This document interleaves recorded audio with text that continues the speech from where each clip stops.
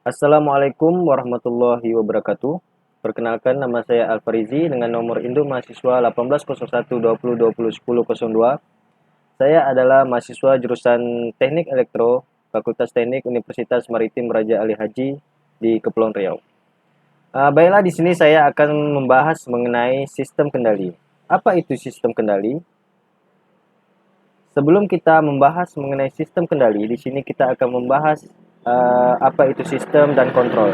Sistem adalah susunan komponen fisik yang terhubung atau terkait sedemikian rupa sehingga membentuk atau bertindak sebagai seluruh unit dalam satu kesatuan. Sedangkan kontrol di sini dapat diartikan untuk mengatur, mengarahkan atau perintah.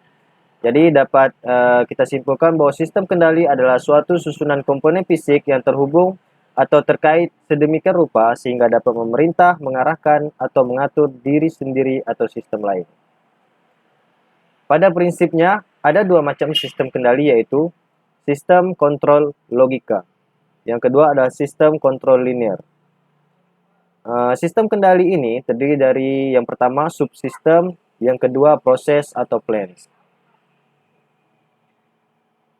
Selanjutnya, di sini kita akan membahas mengenai tipe sistem kendali. Yang pertama, sistem kontrol lingkar terbuka atau open loop. Sistem kontrol lingkar terbuka atau open loop adalah sistem pengontrolan di mana besaran keluaran tidak memberikan efek terhadap besaran masukan. Dapat dilihat di sini besaran pengeluaran dari gambar tidak memberikan efek terhadap besaran masukan. Ciri-ciri sistem lingkar terbuka atau open loop yang pertama adalah sistem ini sederhana, harganya murah, dapat dipercaya, tetapi kurang akurat karena tidak terdapat koreksi terhadap kesalahan dan berbasis waktu.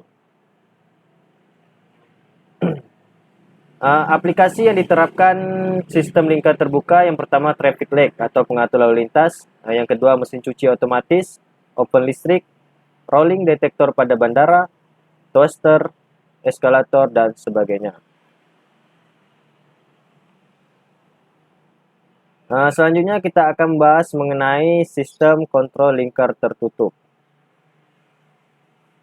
Sistem kontrol lingkar tertutup adalah sistem pengontrolan di mana besaran keluaran memberikan efek terhadap besaran masukan, sehingga besaran yang dikontrol dapat dibandingkan terhadap harga yang diinginkan. Komponen pada sistem lingkar tertutup atau closed loop diantaranya input atau masukan, output, keluaran berupa respon, beban atau plan, alat kontrol, elemen umpan balik, error detektor, dan gangguan. Di sini selanjutnya kita akan bahas mengenai contoh aplikasi pada sistem kontrol tertutup. Yang pertama adalah servo mekanisme, sistem pengontrolan proses, lemari es, pemanas air otomatis, kendali termostatik, dan AC. Untuk kelebihan dari sistem lingkar terbuka, yang pertama, sistem lingkar terbuka memiliki konstruksi yang sederhana. Kedua, biaya pemeliharaan lebih terjangkau. Tidak ada masalah dalam hal stabilitas, lebih cocok digunakan jika output sulit diukur. Sedangkan kekurangannya, perlu kalibrasi sistem secara teratur. Biasa digunakan jika telah mengetahui hubungan input dan output. Biasa digunakan jika tidak ada gangguan internal dan eksternal. Output pada sistem akan berubah terhadap waktu. Sedangkan kelebihan dan kekurangan pada sistem lingkar tertutup, kelebihannya yang pertama, memiliki ketelitian yang terjaga. Yang kedua, dapat mengetahui karakteristik dan perubahan pada plan. Yang ketiga, ketidaklinearan antara komponen pada sistem tidak terlalu mengganggu. Sedangkan kekurangannya berupa perawatannya lebih rumit, memerlukan biaya yang mahal. Selanjutnya di sini kita akan membahas mengenai fungsi transfer. Fungsi transfer, berbicara mengenai fungsi transfer, tentunya tidak jauh dari transformasi Laplace.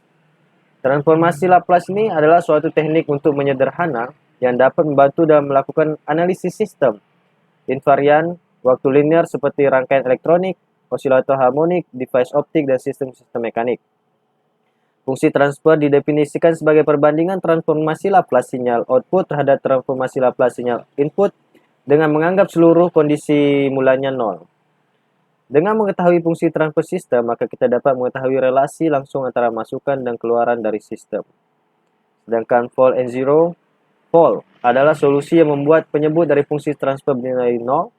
Zero adalah solusi yang membuat pembilang, tadi penyebut sekarang pembilang, dari fungsi transfer bernilai 0.